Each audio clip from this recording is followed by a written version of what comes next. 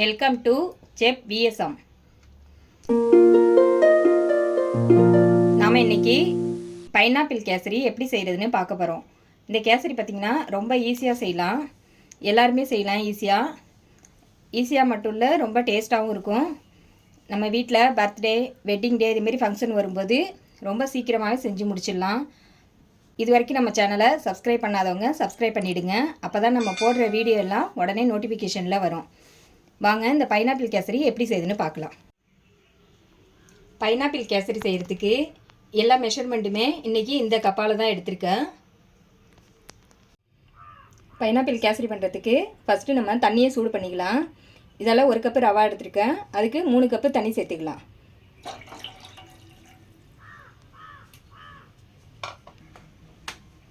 தண்ணி ஒரு பக்கம் சூடாகட்டும், இன்னொரு பக்கம் நம்ம ரவா வறுத்துக்கலாம். கொஞ்சமாக நெய் சேர்த்துக்கலாம்.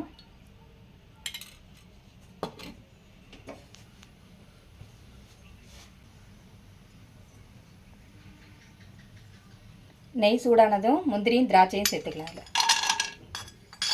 முந்திரி திராட்சை உங்களுக்கு வேணுங்கிற அளவு நீங்கள் சேர்த்துக்கலாம்.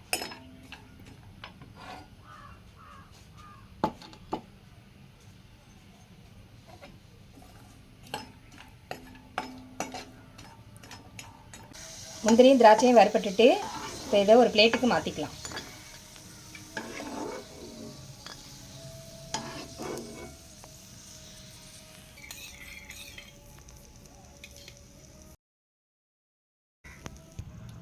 கடாயில் இன்னும் கொஞ்சமாக நெய் சேர்த்துக்கலாம்.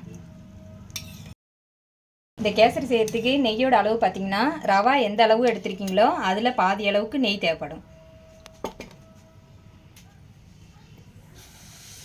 எடுத்து வச்சுருக்க ரவாவை இதில் சேர்த்துக்கலாம்.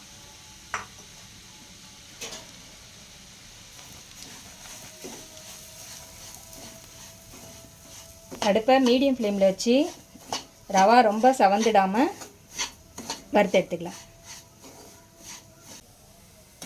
ரவா இந்த அளவுக்கு வறுபட்டால் போதும், கலர் மாறக்கூடாது. அதே நேரத்தில் பார்த்திங்கன்னா நல்லா வறுபட்டுருக்கணும். இந்த அளவுக்கு வறுபட்டால் தான் கேசரி ஒன்றோட ஒன்று ஒட்டாமல் நல்லா உதிரியாக இருக்கும்.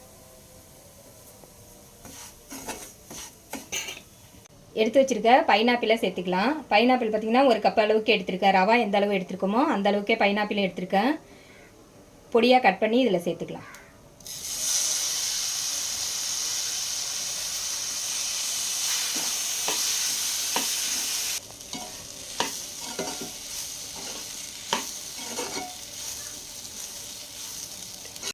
பைனாப்பிள் ரொம்ப பெருசாக இல்லாமல் கொஞ்சம் ஓரளவு பொடிசாக கட் பண்ணி போட்டுக்கோங்க. 1 நிமிஷத்துக்கு இந்த ரவாவோட சேர்த்து நல்லா வறுத்துக்கலாம்.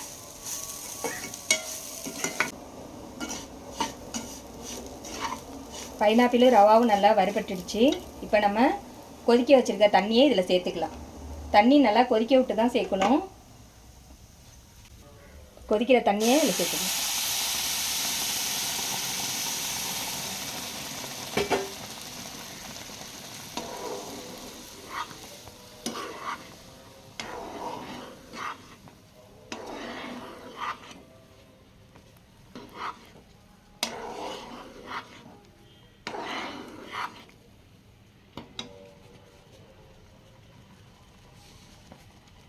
இப்போ இந்த கேசரியில் கொஞ்சமாக கலருக்காக எல்லோ கலர் ஃபுட் கலர் கொஞ்சம் சேர்த்துக்கலாம்.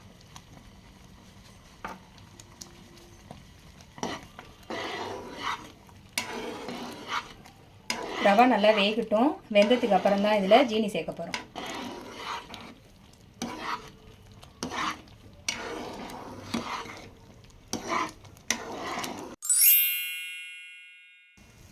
ரவா நல்லா வெந்துருச்சு. இப்போ நம்ம எடுத்து வச்சுருக்க ஜீனி சேர்த்துக்கலாம். 1 கப்பு ரவாவுக்கு நான் 2 கப்பு ஜீனி சேர்த்துருக்கேன். உங்களுக்கு இனிப்பு கம்மியாக வேணும்னு நினச்சிங்கன்னா 1.5 கப் அளவு சேர்த்துக்கலாம். இப்போ இந்த அளவு பார்த்திங்கன்னா கரெக்டான அளவில் இருக்கும் இனிப்பு, 2 கப்புங்கிறது. ஜீனி கொட்டினோடனே பார்த்திங்கன்னா கொஞ்சம் இலகி வரும். ஜீனி கரைய பார்த்திங்கன்னா இந்த அளவுக்கு கொஞ்சம் தண்ணியாக இருக்கிற மாதிரி இருக்கும். இப்போ இதில் கொஞ்சமாக உப்பு சேர்த்துக்கலாம். கூடவே 1/2 ஸ்பூன் அளவுக்கு ஏலக்காய் பவுடர்.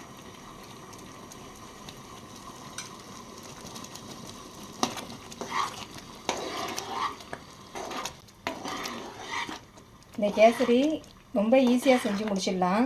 பைனாப்பிள் சேர்க்கறதுனால இந்த கேசரியோட வாசனை பார்த்திங்கன்னா நல்லா சூப்பராக இருக்கும். சாப்பிட்றதுக்கும் நல்லாயிருக்கும், வாசனையும் சூப்பராக இருக்கும். நல்லா கொதிக்க ஆரம்பிச்சிருச்சு ஜீனி சேர்த்ததும். இப்போ இந்த ஸ்டேஜில் நம்ம ஸ்டவ்வை ஆஃப் பண்ணிடலாம். பார்க்கும்போது உங்களுக்கு தண்ணியே தெரியும், ஆனால் கொஞ்சம் நேரம் கழித்து பார்த்திங்கன்னா நமக்கு தேவையான அளவுக்கு வந்துடும். இப்போ இதில் வறுத்து வச்சுருக்க முந்திரி திராட்சையை சேர்த்துக்கலாம்.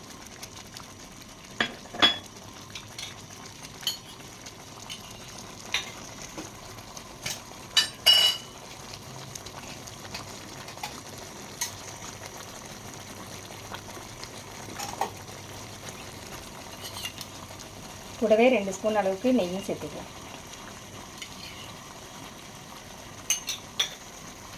இப்போ ஸ்டவ்வை ஆஃப் பண்ணிடலாம். இதே மெத்தடில் நீங்களும் ஒரு தடவை ட்ரை பண்ணி பாருங்கள். கண்டிப்பாக நல்லாவே வரும். லைக் பண்ணுங்கள், ஷேர் பண்ணுங்கள், மறக்காமல் நம்ம சேனலை சப்ஸ்கிரைப் பண்ணிவிடுங்க. நம்ம ஸ்டவ் ஆஃப் பண்ணும்போது பார்த்திங்கன்னா நல்லா தண்ணியாக இருந்துச்சு. இப்போ பார்த்திங்கன்னா நமக்கு கேசரி எந்த அளவுக்கு தேவையோ அந்த அளவுக்கு கரெக்டான அளவில் வந்திருக்கு, டைட்டாகி.